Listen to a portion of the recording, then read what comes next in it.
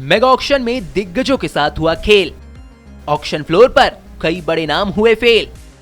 Warner Shardul जैसे नाम भी शर्मसार। कुल 5 बड़े नामों पर चली अनसोल्ड की तलवार। आईपीएल 2025 के मेगा ऑक्शन में कई बड़े नामों को झटका लगा है। एक ओर जहां कुल मिलाकर 3 नामों के लिए 20 करोड़ से ज्यादा की बोली लगी, तो वहीं दूसरी ओर कुछ दिग्गज ऐसे भी रहे जिन्हें खरीदार तक नहीं मिला। आईपीएल ऑक्शन 2025 में 2 दिन तक 10 फ्रेंचाइजी ने खिलाड़ियों को खरीदने के लिए सभी दांव पेच आजमाए। इस दौरान 182 खिलाड़ियों को खरीदा गया, लेकिन कुछ नाम ऐसे भी रहे जो ऑक्शन में अनसोल्ड रहे। इनमें Kane Williamson, David Warner, Prithvi Shaw और शार्दुल ठाकुर जैसे नाम शामिल हैं। टी20 के दिग्गज बल्लेबाज डेविड वार्नर इस लिस्ट का सबसे चौंकाने वाला नाम है। आईपीएल में दिल्ली कैपिटल्स और सनराइजर्स हैदराबाद के लिए खेलने वाले डेविड वार्नर इस बार खाली हाथ रहे। वार्नर 2 करोड़ की बेस प्राइस के साथ उतरे थे।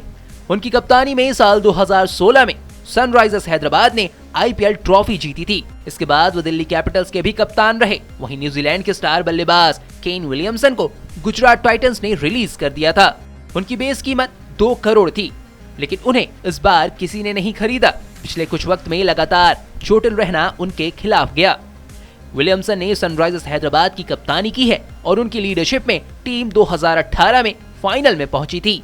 शार्दुल ठाकुर भी चेन्नई के लिए साल 2018 और 2021 की चैंपियन टीम का हिस्सा थे और उनकी बेस कीमत इस बार की ऑक्शन के लिए 2 करोड़ थी।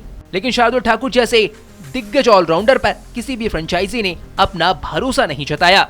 अनुभवी इंग्लिश तेज गेंदबाज जेम्स एंडरसन का नाम भी सोमवार को नीलामी की एक्सेलरेटेड लिस्ट में शामिल नहीं था। इस लिस्ट में टीमों ने अपने पसंदीदा नाम दिए थे। इसका मतलब ये था कि सभी फ्रेंचाइजी ने एंडरसन की दावेदारी को खारिज कर दिया था।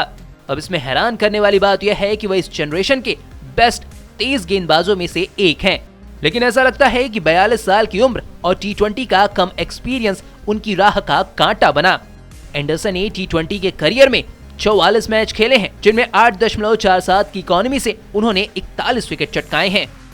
बात अगर पृथ्वी शॉ की करें तो उनकी बेस प्राइस इस बार के आईपीएल ऑक्शन के लिए 75 लाख रुपए थी, लेकिन नीलामी में उन्हें किसी भी टीम ने नहीं खरीदा। मुंबई का यह ओपनर इस बार बुरी तरह से फ्लॉप रहा।